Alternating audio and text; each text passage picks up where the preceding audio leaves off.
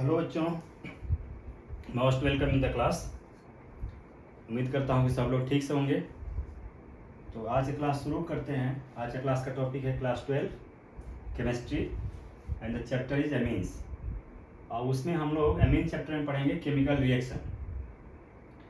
तो chemical reaction या chemical properties, और उसमें एक सब टॉपिक है basic character of amines. Amine का बेसिक कैरेक्टर। तो किसी भी स्पेसीज में यदि बेसिक कैरेक्टर होगा तो एसिड से रिएक्शन करेगा, जिसे प्रूफ होगा कि उसका कैरेक्टर बेसिक कैरेक्टर है।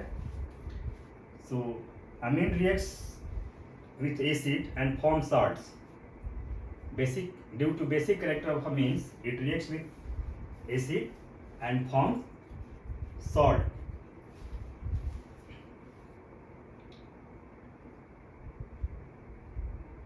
So RnS2, this is amine,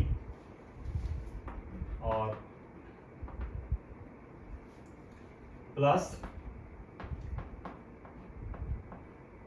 acid. And amine reacts with acid and produces salt. So ये H और X के बीच का जो बॉन्ड है वो X पे शिफ्ट हो जाएगा, तो इस पे नेगेटिव चार्ज हो जाएगा और इस पे पॉजिटिव चार्ज हो जाएगा। और यहाँ पे जब पॉजिटिव चार्ज होगा तो नाइट्रोजन अपना लोन पेयर इलेक्ट्रॉन देके इसके साथ बाइंडिंग कर देगा और इस तरह से एक सॉल्ट में कन्वर्ट हो जाएगा और हो जाएगा Rn पे प्लस चार्ज हो जाएगा और यहाँ पे 2 हो और यहाँ पे एक सिंगल H है, सो H3 और X minus. This is salt. उसी तरह से amine aniline is also the example of amine, और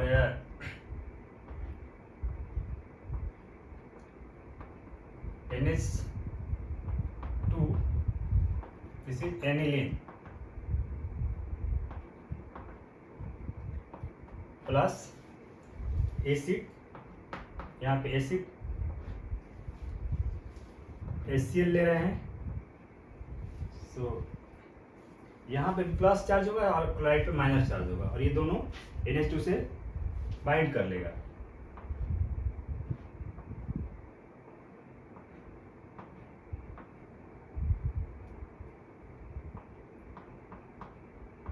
सो NH3Cl माइनस और नाइट्रोजन पे प्लस चार्ज हो जाएगा। इसको कहते हैं एनिलीनियम क्लोराइड। एनिलीनियम क्लोराइड ये भी सॉल्ट है।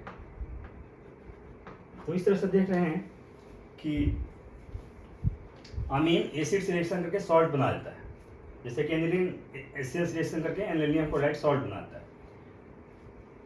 अमीन जब एसिड से रिएक्शन करके सॉल्ट बनाता है, इससे प्रूफ होता है कि amine is having the basic character, that is the basic character of amine. और बेसिक कैरेक्टर क्यों है इसका? क्योंकि नाइट्रोजन पे लोन पेयर है, नाइट्रोजन पे लोन पेयर इलेक्ट्रॉन है, जो रिक्वायरमेंट के अकॉर्डिंग नाइट्रोजन जहाँ पे इलेक्ट्रॉन की कमी होती है उसके साथ नाइट्रोजन इलेक्ट्रॉन शेयर करके बॉन्ड का फॉर्मेशन कर देता है। और लेविस के डेफिनेशन के अकॉर्डिंग जो स्पीसीज इलेक्ट्रॉन देता है उसको एसिड कहते हैं, और जो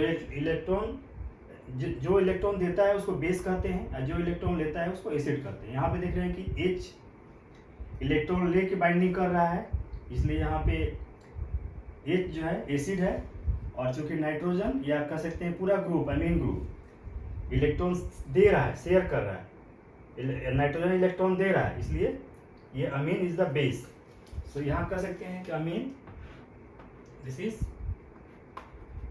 base as per Levi's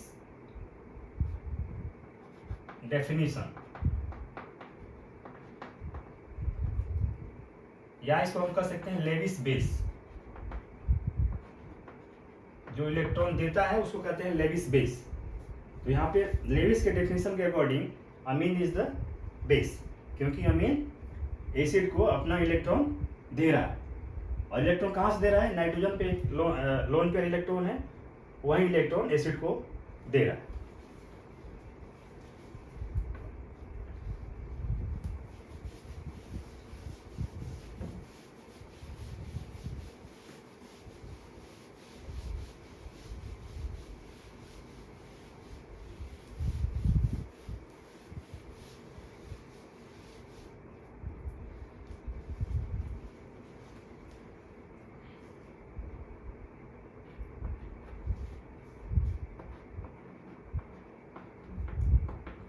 Basic character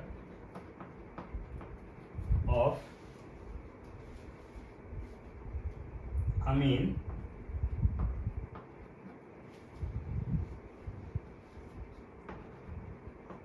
in terms of Kb and pKb values, यानी Kb और pK वैल्यूज के बेसिस पे हम किसी अमीन्स को कैसे बोलेंगे इसका बेसिक कैरेक्टर क्या है, या Kb और pKb की वैल्यू को देख के कैसे बताएंगे कि उसका अमीन का बेसिक कैरेक्टर कम है या ज़्यादा है। So when the amine reacts with water or interact with water, so RNH2 is the amine. When interact with water, it is converted to salt Rn plus NH3 plus OH minus. So when amine reacts with water, it is converted to salt, क्योंकि यहाँ पे hydrogen ion इसके साथ add हो जाता है। सो Rn plus H3 and plus OH minus. So equilibrium constant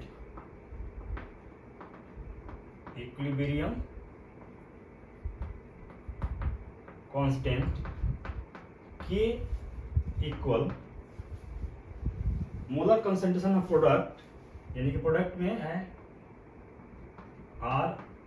Rn plus H3 और into molar concentration of hydroxide ion और dividing by molar concentration of product में क्या है? अमीन है और वाटर है। तो molar concentration of amine RNH2 into molar concentration of water.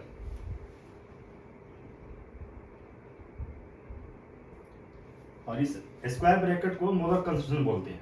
तो यहाँ पे जैसे हमने square bracket Rn plus H3 लिखा है, इट मीन्स की molar concentration of salt into molar concentration of hydroxide ion dividing by molar concentration of amine that is reactant into molar concentration of water that is also reactant. और K into, यदि हम water को यहाँ पे K से multiply कर दें और K into molar concentration of water equal हम लिख सकते हैं molar concentration of Rn plus H3 into molar concentration of hydroxide and dividing by molar concentration of amine RNH2, इतना लिख सकते हैं। और लिख सकते हैं Kb equal molar concentration of Rn plus H3 that is salt into molar concentration of hydroxide ion और dividing by molar concentration of amine RNH2। और यहाँ ब्रैकेट में लिख सकते हैं since K into molar concentration of water equal Kb, and Kb is dissociation constant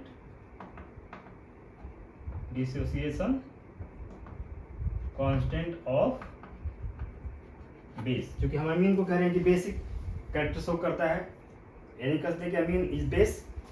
सो यहाँ base का ही dissociation हो रहा है, सो Kb is the dissociation constant of base. So K into molar concentration of water को हमने Kb नोट से denote कर दिया यहाँ पे। So Kb is equal to molar concentration of RNH3 into molar concentration of hydroxide and dividing by molar concentration of amine. तो ये हमको एक इक्वेशन मिल गया, और PKB equal minus log Kb, जैसे कि pH equal minus log hydrogen ion concentration होता है, उसी तरह से PKB equal minus log Kb। So अब यहाँ पे हम देख रहे हैं कि Kb की जब हाइड्रोक्साइड आयन की वैल्यू बढ़ेगी तो Kb की भी वैल्यू बढ़ जाएगी, और हाइड्रोक्साइड आयन की वैल्यू बढ़ने का मतलब होता है कि बेस विल बी स्ट्रॉन्गर, यानी कि बेस जितना ही स्ट्रॉन्ग होगा उतना ही हाइड्रोक्साइड आयन की वैल्यू बढ़ेगी, क्योंकि किसी भी स्पेसीज का बेसिक कैरेक्टर उसके क्वांटिटी ऑफ हाइड्रोक्साइड आयन पे डिपेंड करेगा। तो यहाँ यदि हाइड्रोक्साइड आयन जितना बढ़ेगा उतना ही Kb की वैल्यू बढ़ेगी, क्योंकि हाइड्रोक्साइड आयन यहाँ पे न्यूमरेटर में है, और हाइड्रोक्साइड आयन बढ़ने का मतलब है कि बेस इज स्ट्रॉन्ग। उसी तरह से यहाँ पे देख रहे हैं PKb की वैल्यू माइनस लॉग Kb है, यानी कि Kb की वैल्यू यदि ज़्यादा होगी तो PKb की वैल्यू कम होगी, क्योंकि यहाँ पे नेगेटिव लॉगरिथम है। Kb की वैल्यू जितनी ज़्यादा होगी PKb की वैल्यू कम होगी, और यदि Kb की वैल्यू कम होगी तो PKb की वैल्यू ज़्यादा, यानी उल्टा होगा, रिवर्स होगा। तो यहाँ हम लिख सकते हैं कि when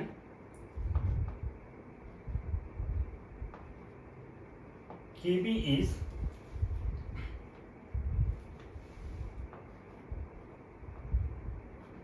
larger or PKb is smaller,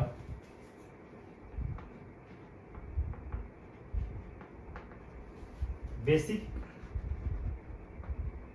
character will be stronger, basic character strong होगा।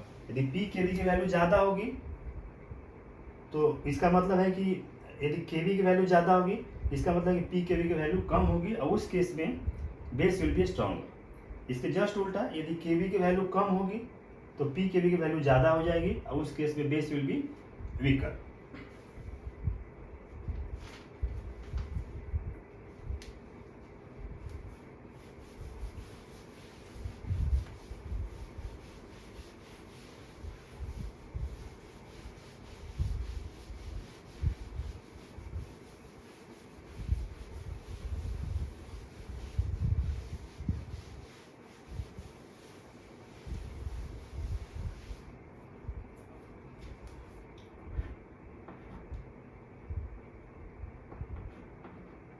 PKb of ammonia NH3 equal 4.75, and PKb of aliphatic amine NaRNH2 equal 3.0 to 4.22. PKb of ammonia equal 4.75 and PKb of RNH2. RNH2 means aliphatic amine. Aliphatic amine, क्योंकि alkyl group लगा हुआ है, तो उसकी value 3 से 4.22 की होती है, बीच होती है, यानी कम होती है। PKb की अमोनिया की वैल्यू के कंपेरिजन में एलिफैटिक अमीन की वैल्यू PKb की कम होती है। इसका मतलब जब PKb की वैल्यू कम होगी तो जो बेस होगा स्ट्रॉन्गर होगा, यानी कह सकते हैं कि एलिफेटिक अमीन अमोनिया के कंपेरिजन में ज़्यादा बेसिक होता है। एलिफेटिक अमीन अमोनिया के कंपेरिजन में ज़्यादा बेसिक होता है और अमोनिया उसके कंपेरिजन में कम बेसिक होता है। तो ऐसा क्यों होता है? ऐसा क्यों होता है?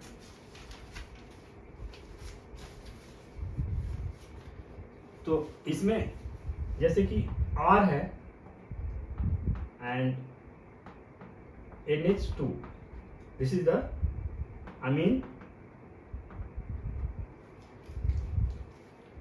और यहाँ पे हम अमोनिया का देखें तो नाइट्रोजन पे लोन पेयर और H3 प्लस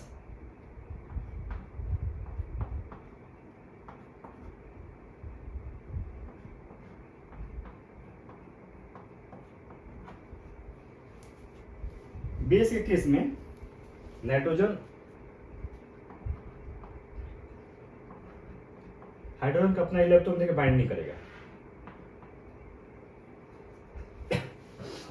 उससे इसके केस में भी नाइट्रोजन हाइड्रोजन को अपना इलेक्ट्रॉन देके बाइंड नहीं करेगा।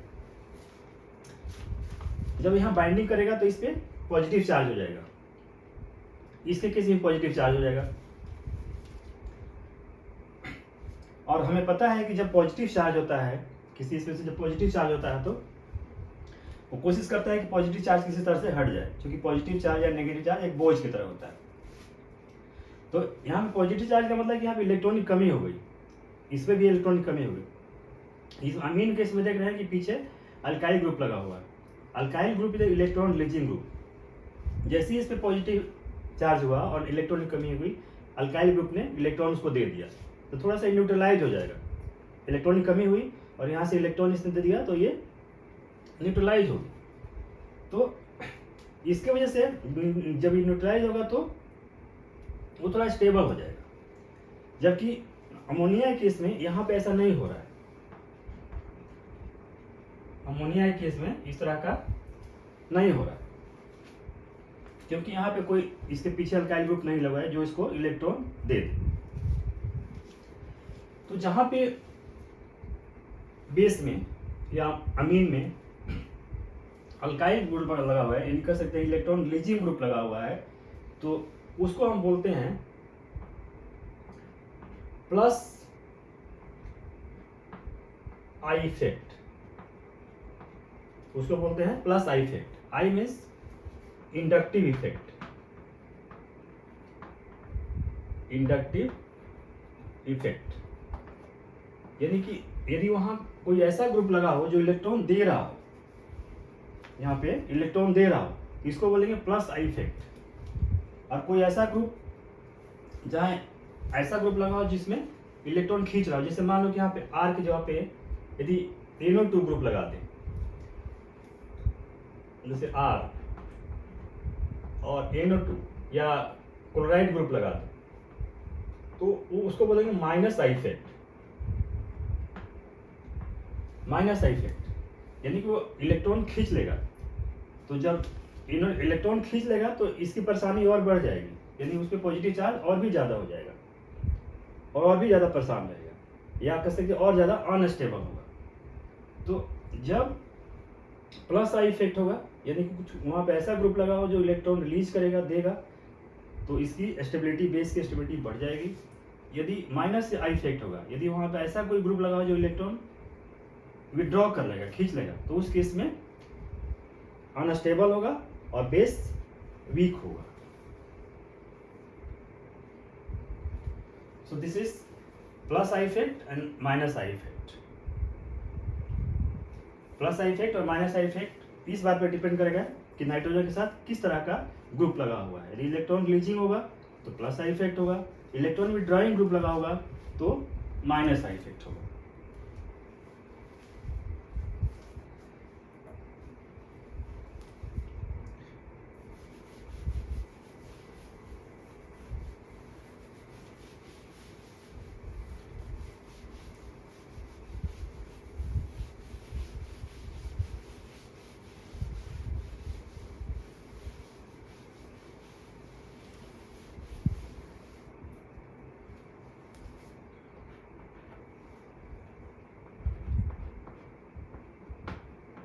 structure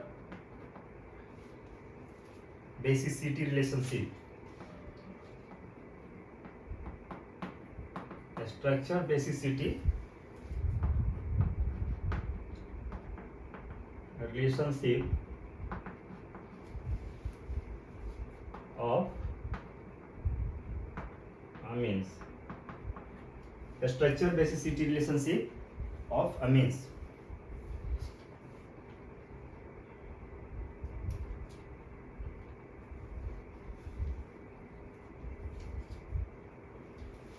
इसका एग्जाम्पल एक देखते हैं।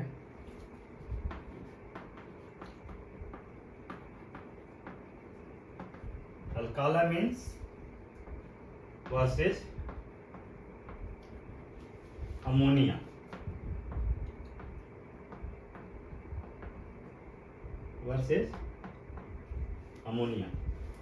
Structure basicity relationship of amines.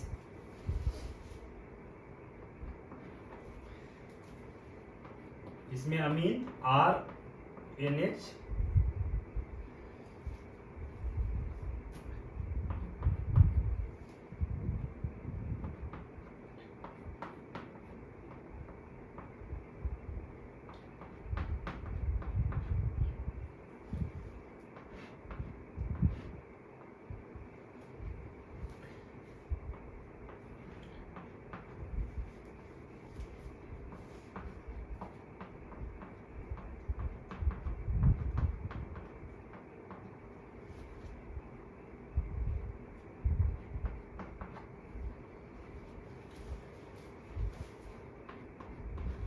इससे पहले केस में हमने अमीन लिया, दिस इज अमीन RNH2, और दूसरे केस में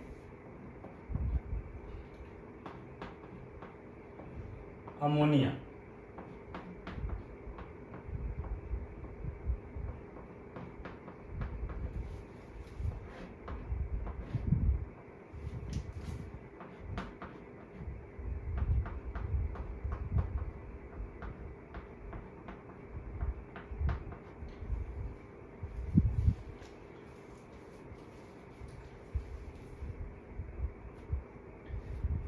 structure basicity relationship of amines में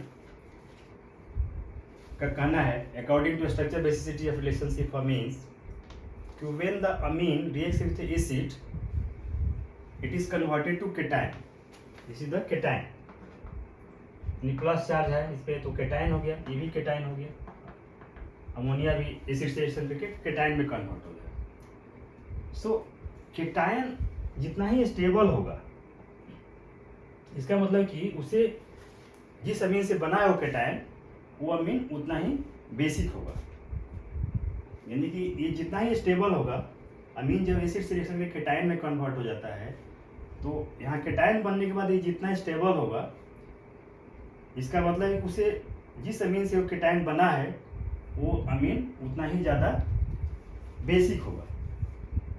यहाँ पे हम यदि कंपेयर करें अल्कालामीन्स यानी कि अल्काइल अमीन वर्सेज अमोनिया, हम दोनों के बीच में कंपेयर करें तो यहाँ पे दोनों में देख रहे हैं केटायन बन रहा है, लेकिन केटायन बनने के बाद देख रहे हैं कि नाइट्रोजन पे यहाँ पे पॉजिटिव चार्ज होगा, इसमें भी नाइट्रोजन पॉजिटिव चार्ज है। और इसमें देख रहे हैं कि दोनों में कौन सा ज़्यादा स्टेबल होगा, तो यहाँ पे देख रहे हैं कि पॉजिटिव चार्ज है, इसका मतलब यहाँ पे इलेक्ट्रॉनिक कमी है और इसमें भी इलेक्ट्रॉनिक कमी है, लेकिन यहाँ पे पीछे अल्काइल ग्रुप लगा हुआ है जो इलेक्ट्रॉन रिलीजिंग है, यानी इसको इलेक्ट्रॉन दे देगा।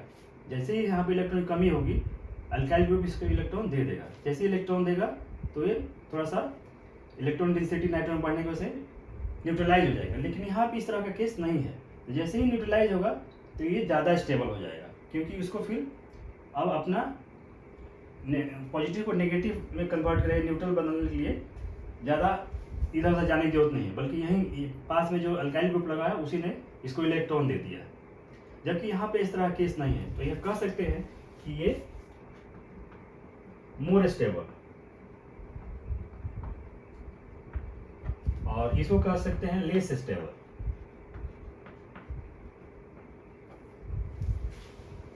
क्योंकि यहाँ पे अल्काइल ग्रुप है इसलिए मोर स्टेबल, और यहाँ पे इस तरह का कोई ग्रुप नहीं है जो इसको इलेक्ट्रॉन दे, यानी पॉजिटिव चार्ज को न्यूट्रल करे, डाइल्यूट करे, तो इसको कहेंगे लेस स्टेबल।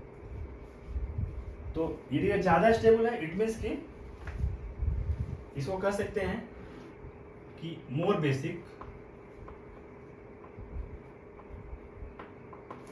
इसको कह सकते हैं in comparison to amine less basic, और कह सकते हैं कि RNH2 is a stronger base than ammonia, यानी कि alkyl amine, alkyl amines is more basic या स्ट्रॉन्गर बेस देन अमोनिया। जैसे अल्काला मीन्स वर्सेज अमोनिया जब हम कंपेयर करते हैं तो देख रहे हैं कि उसका रिस्पेक्टिव केटायन, अल्काइल अमीन का respective cation is more stable than ammonia cation. तो उसके आधार पर हम कह सकते हैं कि alkyl amine is a stronger base than ammonia.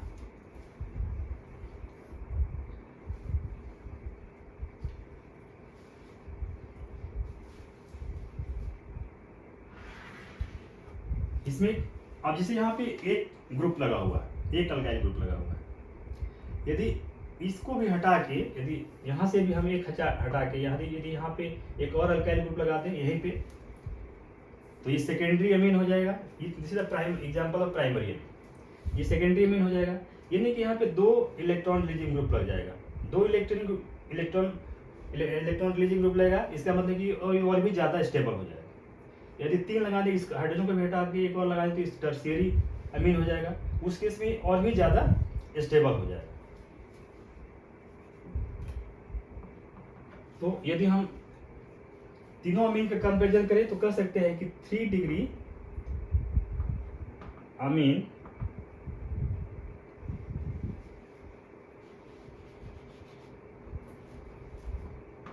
या इसके आधार पर कह सकते हैं कि बेसिक कैरेक्टर ऑफ या बेसिक कैरेक्टर ऑर्डर,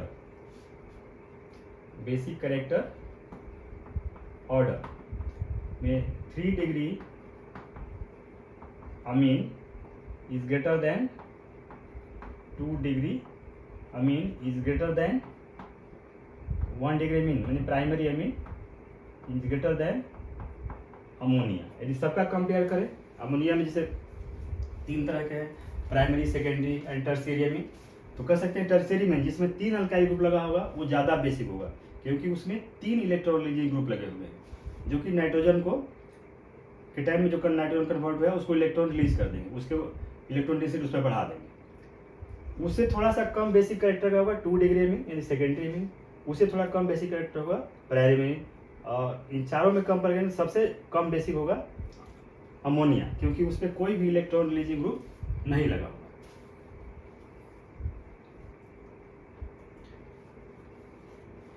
और यहाँ पे हम देख रहे हैं कि जो भी हम एक्सप्लेन कर रहे हैं इसको कह सकते हैं कि हम यहाँ पे प्लस आई इफेक्ट का के अकॉर्डिंग हम इसको एक्सप्लेन कर पा रहे हैं, क्योंकि प्लस आई इफेक्ट का मतलब है कि नाइट्रोजन के साथ कोई ऐसा ग्रुप लगा है जो इलेक्ट्रॉन रिलीजिंग है, इसका मतलब प्लस आई इफेक्ट या plus inductive effect. I effect means inductive effect.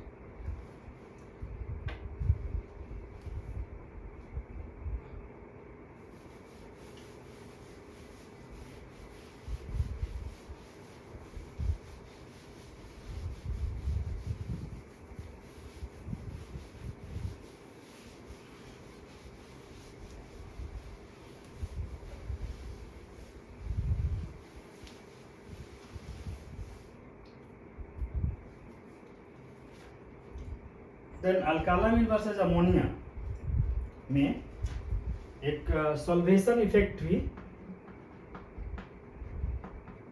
Solvation effect यानी कि रिएक्शन विथ वाटर, जैसे अभी हमने जो बताया था वो इंडक्टिव इफेक्ट अकॉर्डिंग बताया था, और सॉल्वेशन ऑफ वाटर माने interaction with water.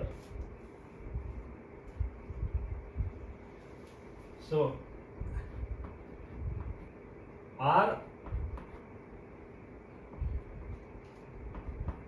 is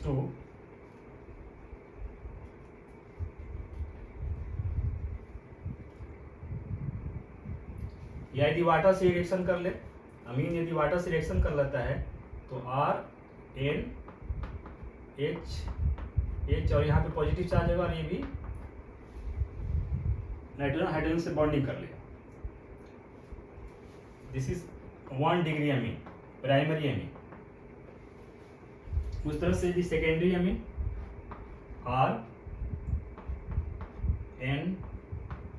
RNH plus और यहाँ पे भी एक ग्रुप लग जाएगा और यहाँ पे hydrogen, then this is 2 degree amine.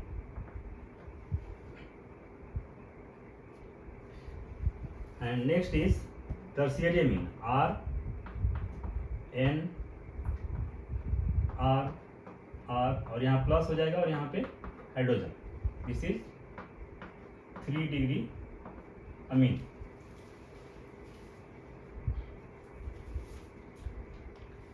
ये सारे तीनों कैटायन में कन्वर्टेड है, यानी कि अमीन हाइड्रोजन के साथ हाइड्रोजन प्लस आयन के साथ रिएक्शन करके कैटायन में कन्वर्ट हो गया। This is the primary amine, this is the secondary amine, this is the tertiary अमीन।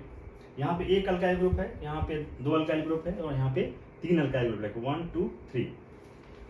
अब ये वाटर के साथ इंटरेक्ट करेगा, यानी वाटर में जब डिजॉल्व है, हाइड्रोजन के साथ रिएक्शन, हाइड्रोजन प्लस आयन के साथ रिएक्शन किया है, यदि वाटर के साथ इंटरेक्ट है, उस केस में यहाँ पे ये जो हाइड्रोजन है ये OH2 यानी वाटर के साथ हाइड्रोजन बॉन्डिंग के साथ लिंक हो जाएगा।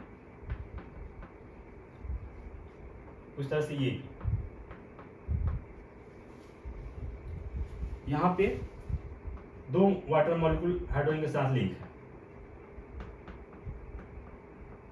और यहाँ पे एक।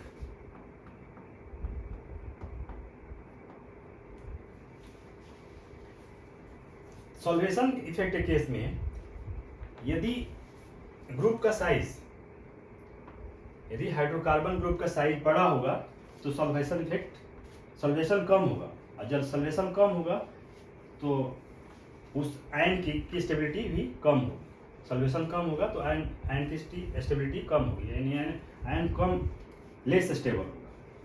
तो यहाँ पे देख रहे हैं कि प्राइमरी अमीन केस में यहाँ पे 3 वाटर मॉलिक्यूल बाइंडिंग कर रहे हैं। प्राइमरी अमीन केस में 3 वाटर मॉलिक्यूल बाइंडिंग कर रहे हैं, यानी कि ये ज़्यादा स्टेबल है। जबकि सेकेंडरी अमीन में यहाँ पे 2 वाटर मॉलिक्यूल बाइंडिंग कर रहे हैं और टर्शियरी अमीन में ओनली 1 वाटर मॉलिक्यूल बाइंडिंग कर रहा है, और यहाँ पे हाइड्रोकार्बन जो जुड़ा हुआ है उसका नंबर्स ज़्यादा है। जब हाइड्रोकार्बन की संख्या ज़्यादा होगी या हाइड्रोकार्बन पोर्शन लार्जर होगा, बड़ा होगा, तो उस केस में सॉल्वेशन कम होगा, और सॉल्वेशन कम होगा तो इसका इट मीन्स कि वो कम स्टेबल होगा। तो इसको कह सकते हैं कि this primary amine is more stable than secondary amine and secondary amine is more stable than tertiary.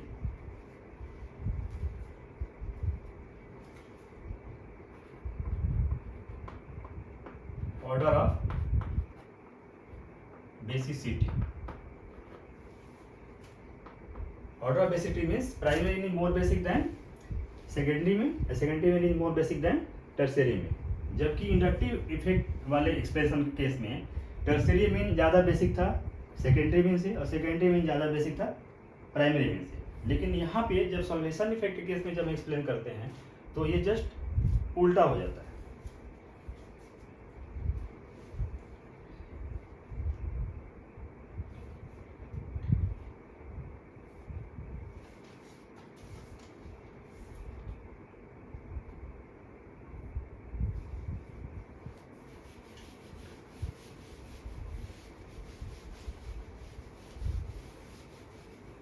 उस तरह से इंडक्टिव इफेक्ट प्लस और माइनस आई इंडक्टिव इफेक्ट और प्लस और माइनस इंडक्टिव इफेक्ट। दूसरा हुआ सल्वेशन इफेक्ट और थर्ड है स्टेरिक हिंड्रेंस। स्टेरिक हिंड्रेंस का मतलब है कि यदि अमीन RNH2 में यदि R CH3 है यानी मिथाइल है, तो ये मिथाइल का साइज छोटा है इन कंपेरिजन टू C2H5 यानी इथाइल से। यदि R मिथाइल है तो ये हाइड्रोजन वाटर के साथ हाइड्रोजन बॉन्डिंग बनाने में उतना हिंड्रेंस क्रिएट नहीं करेगा, लेकिन जैसे ही हाइड्रोकार्बन का साइज, हाइड्रोकार्बन पोर्शन का साइज यदि बड़ा हो जाता है, लार्जर हो जाता है, तो वो हाइड्रोजन बॉन्डिंग बनाने में हिंड्रेंस क्रिएट करता है, हाइड्रोजन बॉन्डिंग बनाने में हिंड्रेंस क्रिएट करता है, जिसके वजह से उसकी स्टेबिलिटी कम होती है। So that is called steric hindrance.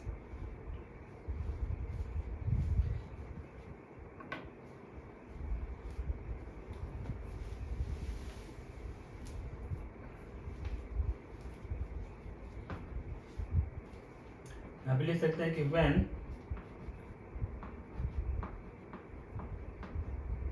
Hydrocarbon part is larger then it creates hindrance to make hydrogen bonding with water। यानी हाइड्रोजन बॉन्डिंग बनने में हिंड्रेंस क्रिएट, जब हाइड्रोजन बॉन्डिंग बनने में हिंड्रेंस क्रिएट करेगा इट मीन्स कि सॉल्वेशन इफेक्ट कम होगा, और जब सॉल्वेशन इफेक्ट कम होगा तो वो अनस्टेबल होगा, या कह सकते हैं कम स्टेबल होगा।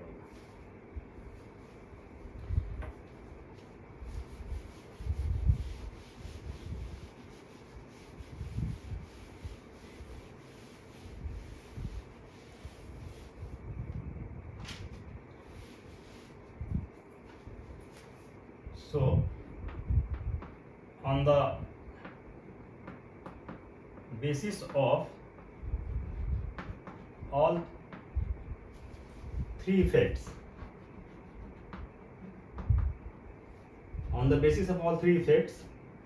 that is inductive effect,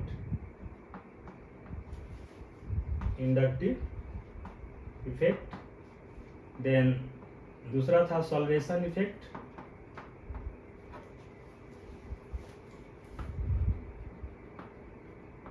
and तीसरा था steric hindrance.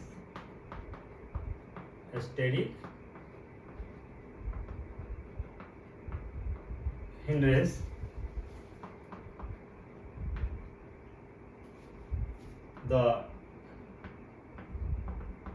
basicity order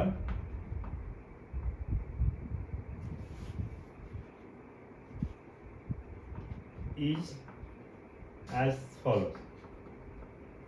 basicity एरर क्या होगा? सो यदि इथाइल ग्रुप है यानी कि C2H5, तो सेकेंडरी एमीन की बेसिसिटी ज़्यादा होगी। C2H5 2NH, that is the secondary amine, is more basic then tertiary amine, यानी C2H5 3N is more basic than primary amine। C2H5NH2 is more basic than ammonia। और जब methyl group होगा तो CH3 2NH, that is secondary amine, 2 degree amine, this is 3 degree amine, and this is primary amine 1 degree amine, and this is ammonia।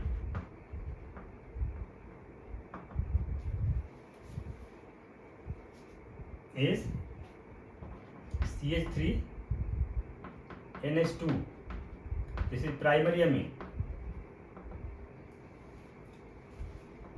is more basic than tertiary amine CH3 3N, that is 3 degree amine, is more basic than ammonia NH3।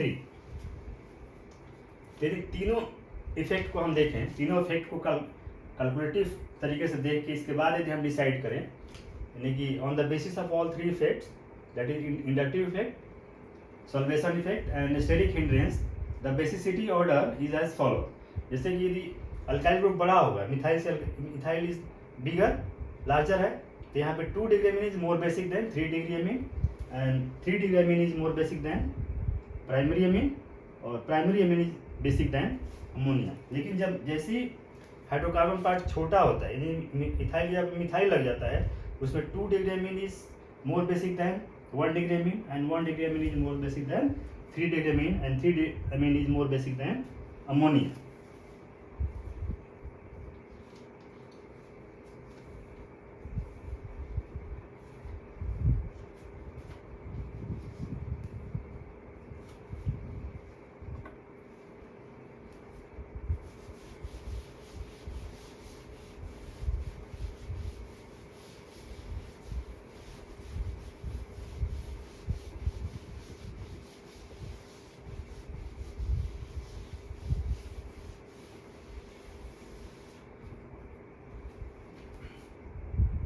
Next है B. B is aryl amine. Aryl amine यानी कि अमीन के साथ aryl group लगा हुआ, कोई aromatic group लगा हुआ। एराइल अमीन वर्सेस अमोनिया। अभी हमने पहले देखा कि अल्काइल अमीन, अल्काइल ग्रुप लगा हुआ था, एलिफेटिक अमीन था, ये एरोमेटिक अमीन। तो एराइल अमीन्स वर्सेस अमोनिया। सो एराइल अमीन का एग्जांपल है एनिलीन, एरोमेटिक अमीन का एग्जांपल है एनिलीन।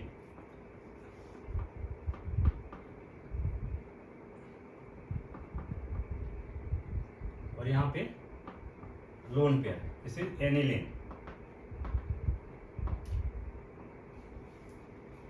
सो एराइल अमीन्स और aniline, or you can say aromatic amines, is less basic, or you can say having pK value is higher, यानी less basic होता है उसकी pK value ज़्यादा होगी। सो एनिलीन और aryl amines are less basic. और ऐसा इसलिए होता है क्योंकि जो नाइट्रोजन पे जो इलेक्ट्रॉन पेयर है, जो जब दूसरे को देता है तो ये बेसिक कैरेक्टर शो करता है, ये अपना इलेक्ट्रॉन डोनेट करने के लिए यहाँ पे लोन पेयर इलेक्ट्रॉन अवेलेबल नहीं होता है ड्यू टू रेजोनेंस। और ये इलेक्ट्रॉन पेयर बेंजीन रिंग के साथ कन्जुगेशन में पार्टिसिपेट करता रहता है। जैसे कि यदि यहाँ से लोन पेयर यहाँ इस बॉन्ड के ऊपर शिफ्ट होगा और ये बॉन्ड यहाँ शिफ्ट होगा ड्यू टू रेजोनेंस। सो इसका नेक्स्ट स्ट्रक्चर इस तरह से हो जाएगा।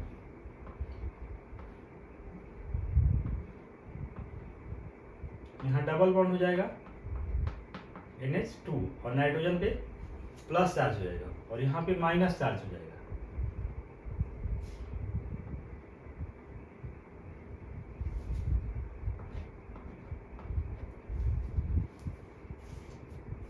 फिर ये माइनस चार्ज यहाँ शिफ्ट होगा और ये बॉन्ड यहाँ पे शिफ्ट हो जाएगा।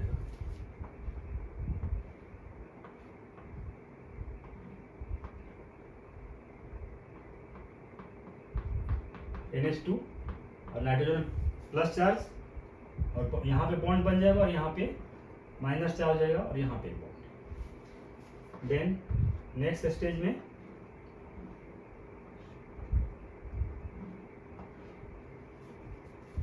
Double bond N positive charge NH2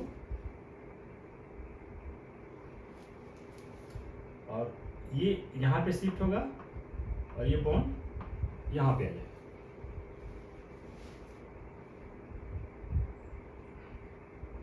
और यहाँ पे माइनस चार्ज हो जाएगा। So structure first resonance structure, this is second and this is third and this is fourth. और यहाँ के बाद ये नेगेटिव चार्ज यहाँ शिफ्ट हो जाएगा और ये डबल बॉन्ड यहाँ शिफ्ट हो जाएगा।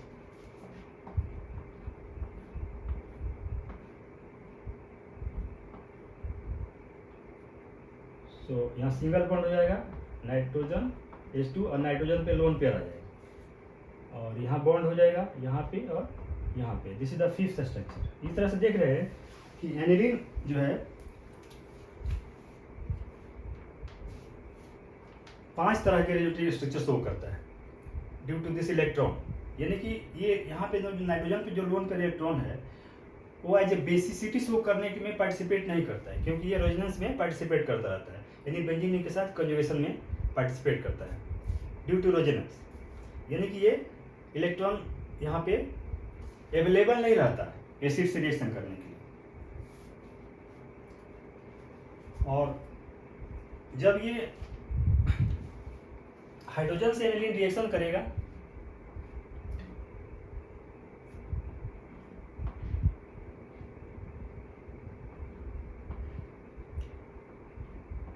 सो NH3 और यहाँ हो जाएगा प्लस चार्ज, इसको एनिलीनियम आयन कहते हैं, इसको एनिलीनियम आयन। तो ये 2 रेजोनेटिव स्ट्रक्चर शो करता है।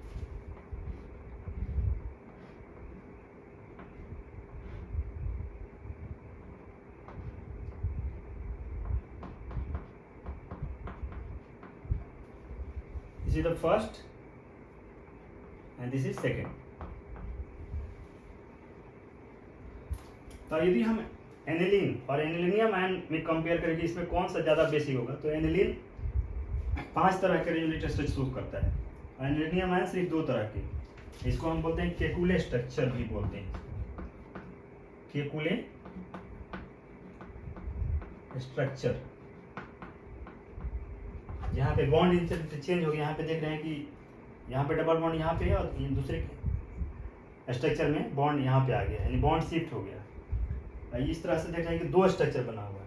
तो एरोमेटिक केमिस्ट्री से हम जानते हैं कि जितना ज़्यादा रेजोनेटिव स्ट्रक्चर होगा उतना ही ज़्यादा स्टेबल होगा।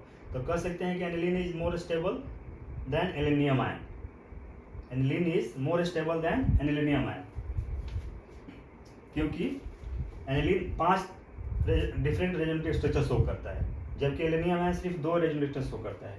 तो डेफिनेटली जिसमें ज़्यादा रेजोनेटिव स्ट्रक्चर शो करेगा वो ज़्यादा स्टेबल होगा, और जब ज़्यादा स्टेबल होगा it will be more basic. So कह सकते हैं कि aniline is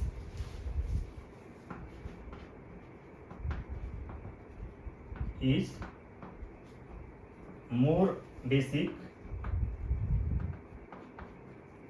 then anilinium ion, anilinium ion. वो क्यों होता है हम बता दें, क्योंकि यहाँ पे ज़्यादा रेजोनेटिव स्ट्रक्चर है 5 है और यहाँ पे 2 ही है, इसलिए एनिलीन मोर बेसिक। लेकिन यदि अमोनिया के साथ कंपेयर करें तो ammonia is more basic than aniline and more basic than anilinium ion, क्योंकि इसका जो इलेक्ट्रॉन है वो अवेलेबल नहीं होता है एसिड से रिएक्शन करने के लिए। So these are the less basic, और जब कम बेसिक होगा तो इसकी पी के भी वैल्यू ज़्यादा होगी।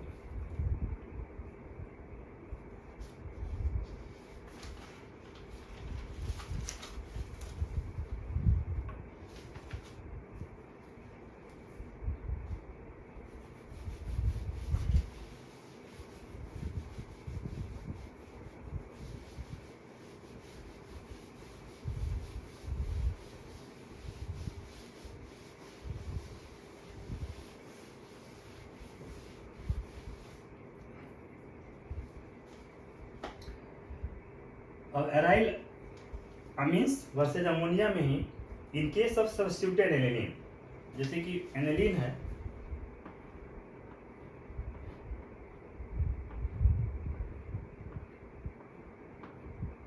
This is aniline NH2।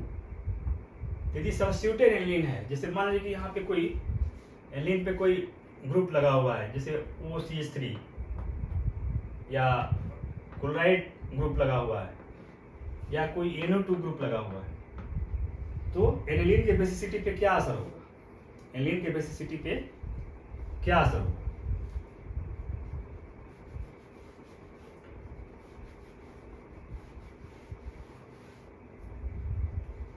तो यदि यहाँ पे कोई ऐसा ग्रुप लगा हो अमीन पे या एराइल अमीन्स पे, कोई ऐसा ग्रुप जिसको बोलते हैं सब्स्टिट्यूटेड एनिलीन, माने एनिलीन पे के बेंजीन पे एनिलीन NH2 ग्रुप के साथ कोई दूसरा ग्रुप लगा हो, सपोज मान ली कोई ऐसा ग्रुप लगा हो जो इलेक्ट्रॉन डोनेट करता हो, यानी कि EDG लगा हो, इलेक्ट्रॉन डोनेटिंग ग्रुप लगा हो, जैसे कि OCH3 मिथॉक्सी ग्रुप या मिथाइल ग्रुप लगा हो, तो बेसिसिटी बढ़ जाएगी, क्योंकि इलेक्ट्रॉन देगा तो यहाँ पे भी इलेक्ट्रॉन डेंसिटी बढ़ेगी, जिसकी वजह से इसकी बेसिसिटी बढ़ जाएगी। तो यहाँ पे लिख सकते हैं बेसिसिटी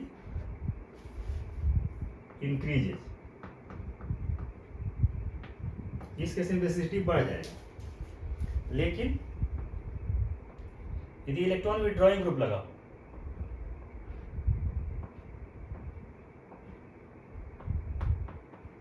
NH2 और यहाँ पे इलेक्ट्रॉन विड्रॉइंग, इलेक्ट्रॉन इसे खींच रहा हो, जैसे कि electron EWG electron withdrawing group, और उस ग्रुप में मान लीजिए कि NO2 नाइट्रो ग्रुप या क्लोरो ग्रुप लगा हो, या COOH कार्बोक्सिल ग्रुप या सल्फोनिक एसिड ग्रुप SO3H, इस तरह से कोई ग्रुप लगा जो इलेक्ट्रॉन विड्रॉइंग ग्रुप है, तो इलेक्ट्रॉन जब खींचेगा तो नाइट्रोजन से भी इसकी इलेक्ट्रॉन की डेंसिटी कम हो जाएगी। जब नाइट्रोजन पे इलेक्ट्रॉन डेंसिटी कम हो जाएगी तो इसकी इलेक्ट्रॉन रिलीज की कैपेसिटी या इलेक्ट्रॉन देने की कैपेसिटी कम हो जाएगी, और जब इलेक्ट्रॉन देने की कैपेसिटी हो जाएगी तो ये लेस बेसिक हो जाएगी, यानी बेसिसिटी इसकी घट जाएगी। तो यहाँ कह सकते हैं कि बेसिसिटी डिक्रीजेस, बेसिसिटी डिक्रीजेस, यानी कि जब एराइल अमीन में इलेक्ट्रॉन डोनेटिंग ग्रुप लगेगा तो बेसिसिटी बढ़ेगी, और इलेक्ट्रॉन विड्रॉइंग ग्रुप लग जाएगा, इलेक्ट्रॉन खींचने वाला ग्रुप लग जाएगा तो बेसिसिटी घट जाएगी।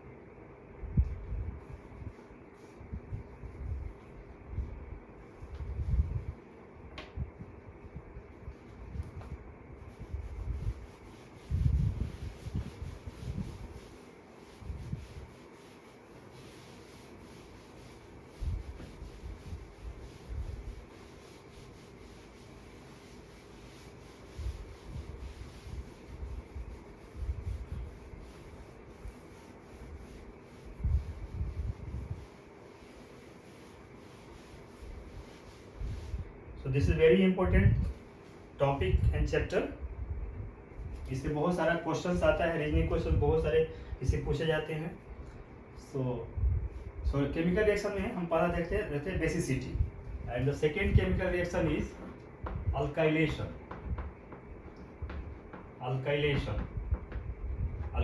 Alkylation means introduction of alkyl group in अमीन।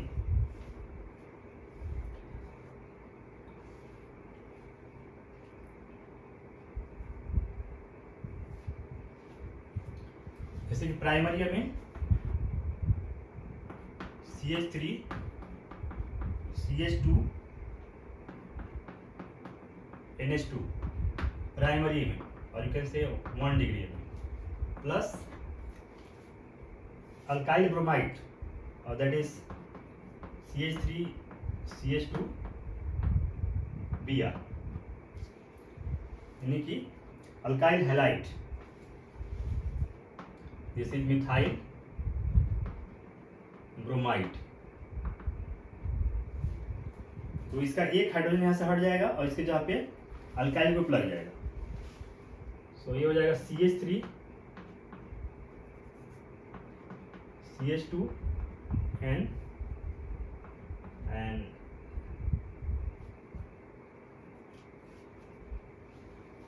इसको हम ऐसे भी लिख सकते हैं कि CH3 CH2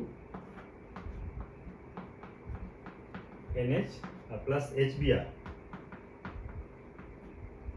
this is 2 degree amine, alkylation of amine. So alkylation happens when amine react with alkyl halide, it is converted to secondary amine. When the primary amine reacts with alkyl halide, it is converted to secondary amine. यदि secondary amine react करता है alkyl halide से तो like CH3 CH2 NH plus CH3CH2 Br. This is the 2 degree amine. Or it is converted to tertiary amine. CH3CH2 3N plus HBr. This is 3 degree amine. And when 3 degree amine reacts with alkyl halide CH3CH2 3N, this is the 3 degree amine, reacts with ethyl bromide यानी कि CH3CH2Br. It is converted to quaternary CH3CH2 4 और nitrogen पे plus charge हो जाएगा and Br minus. इसको बोलते हैं tetraethyl ammonium bromide. Tetraethyl ammonium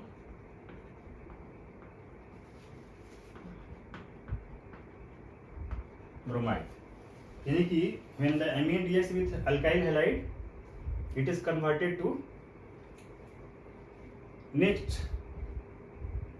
stage amine, that is 1 degree amine. और primary amine reacts with alkyl halide is converted to secondary amine and secondary amine reacts with the alkyl halide is converted to tertiary amine, जिसमें कि first का जो hydrogen है वो replace होके वहाँ पे अल्काइल ग्रुप ऐड हो जाता है.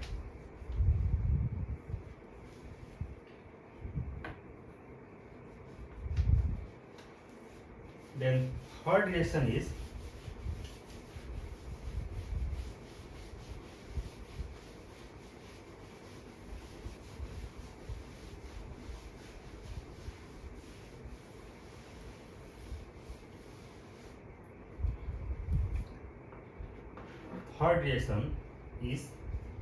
acylation. Acylation of amines. Acylation means acyl group means कि RCO is the acyl group. RCO को बोलते हैं acyl group. तो acylation of amine यानी किसी अमीन में जब acyl group ऐड हो जाएगा, उस पे लग जाएगा या सब्स्टिट्यूट हो जाएगा तो उसको बोलेंगे एसाइलेशन ऑफ अमीन्स. सो इसमें एलिफेटिक और एरोमेटिक के प्राइमरी और सेकेंडरी अमीन ही पार्टिसिपेट करते हैं. और इसमें क्या होता है कि अमीन से एक हाइड्रोजन हट जाता है, उसके जगह पे एसाइल ग्रुप लग जाता है. जैसे कि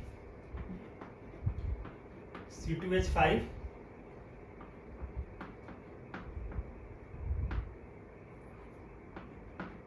H और यहाँ पे लोन पेयर है. This is the primary Amin and plus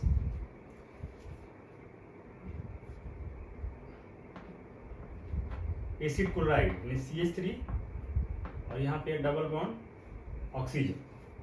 तो यदि यहाँ पे ऑक्सीजन अपनी तरफ इलेक्ट्रॉन खींचता है तो यहाँ पे नेगेटिव चार्ज हो जाएगा. और in presence of base, in presence of a strong base then an amine that is pyridine. तो यहाँ पे यदि नेगेटिव चार्ज होगा और यहाँ पे पॉजिटिव चार्ज हो जाएगा, और पॉजिटिव चार्ज होगा तो नाइट्रोजन उसको इलेक्ट्रॉन देके यहाँ पे इसके साथ बाइंड कर. सो दैट इज C2H5NH और यहाँ पे कार्बन Cl और यहाँ हो जाएगा CH3 ऑक्सीजन माइनस चार्ज होगा. और नेक्स्ट स्टेज में क्लोराइड यहाँ से अपना मोर इलेक्ट्रोनेगेटिव है तो यहाँ से बॉन्ड क्लोराइड पर शिफ्ट हो जाएगा. और यहाँ से जो नेगेटिव चार्ज है वो यहाँ पे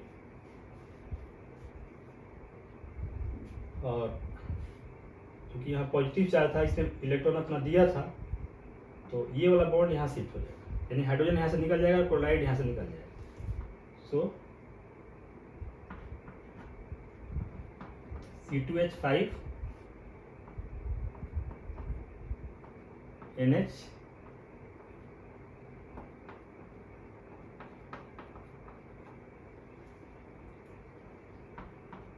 N ethyl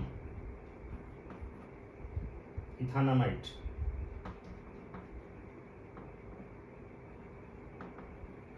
and plus HCl. So when amine reacts with acid chloride, this is acid chloride,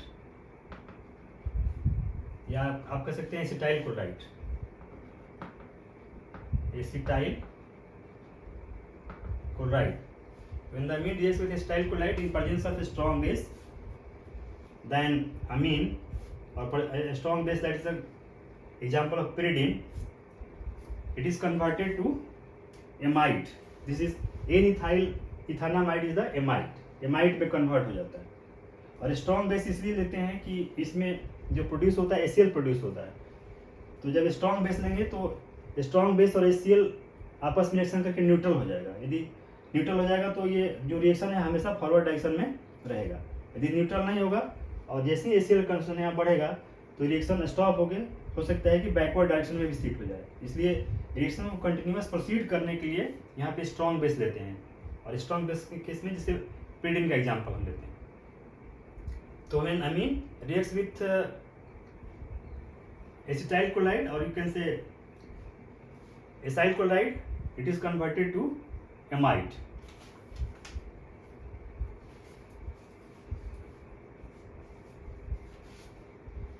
और यदि सेकेंडरी अमीन लेते हैं जैसे कि C2H5 NH और यहाँ भी C2H5 दूसरा अल्काइल ग्रुप और plus CH3C double bond O और Cl. This is secondary amine, 2 degree Amin. Base and base is pyridine. So it is converted to C2H5. यहाँ पे एक हाइड्रोजन हट जाएगा और उसके जगह पे एसाइल ग्रुप लग जाएगा CH3 एंड यहाँ पे हो जाएगा C2H5 nitrogen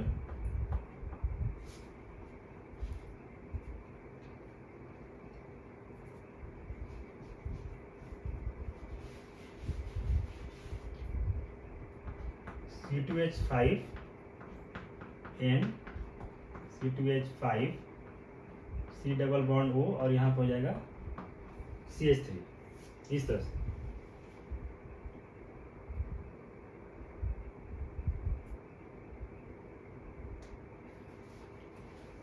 and this is N, N diethyl ethanamide. Diethyl ethanamide. This is the CONH is the amide group.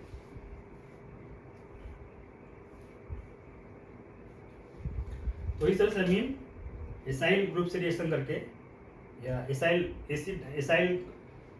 Chloride से रिएक्शन करके it is converted to amide. That is the acylation of amines. यानी कि amines में acyl group add हो जाता है.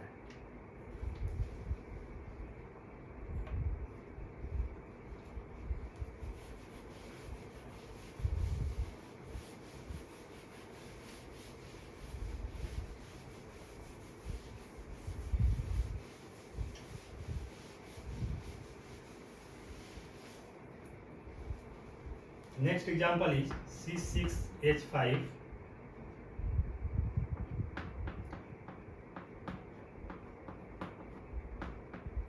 this is benjanamine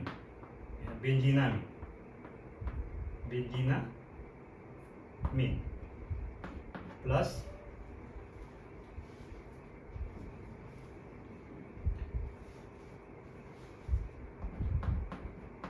CH3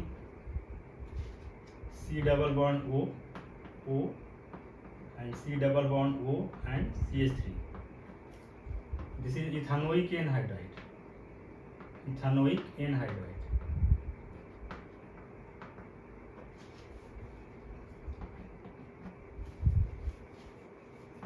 C6H5 N hydrogen यहाँ से एक हाइड्रोजन रिप्लेस करेगा, वहाँ पे एसाइल ग्रुप लग जाएगा CH3 and plus acetic acid CH3 C double OH. This is amide. So acylation के केस में एसाइलेशन 3 रीजन से होता है। एसाइलेशन 3 रीजन से होता है, जैसे कि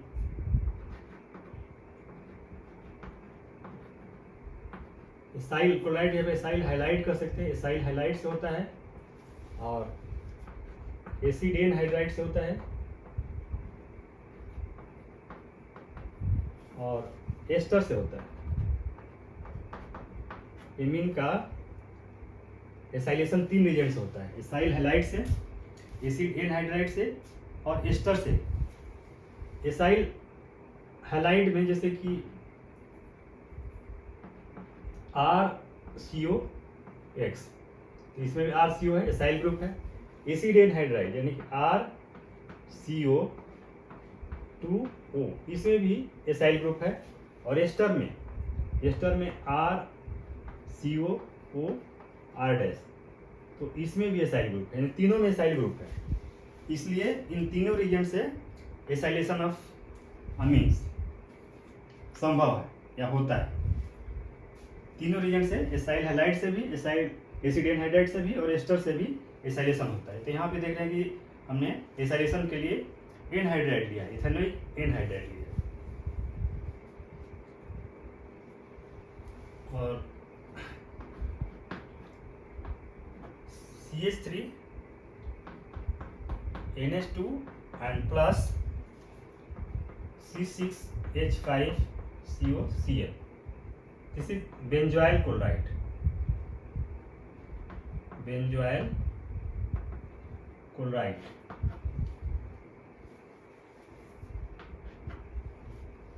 तो यहाँ पे भी एक हाइड्रोजन यहाँ से हट जाएगा और यहाँ पे बेंजोइल ग्रुप ऐड हो जाएगा। That is CH3 NH and CO C6H5 and plus HCl. This is also amide और इसका नाम होगा N-methyl बेंजामाइड। नाम होगा इसका N-methyl benzamide.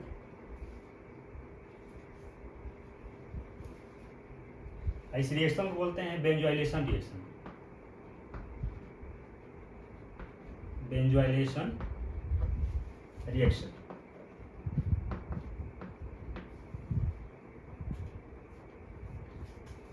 It means when an amine reacts with benzoyl chloride and converted to amide, and this reaction is called benzoylation reaction.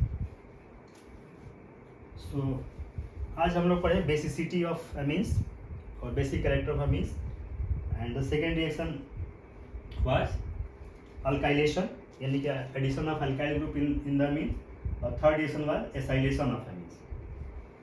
तो आज ये क्लास काफ़ी लंबा हो गया और तो यही समाप्त करते हैं। बाकी जो पोर्शन इस चैप्टर के बचा हुआ है वो नेक्स्ट क्लास में बताएंगे। ध्यान से देखने और सुनने के लिए थैंक यू वेरी मच।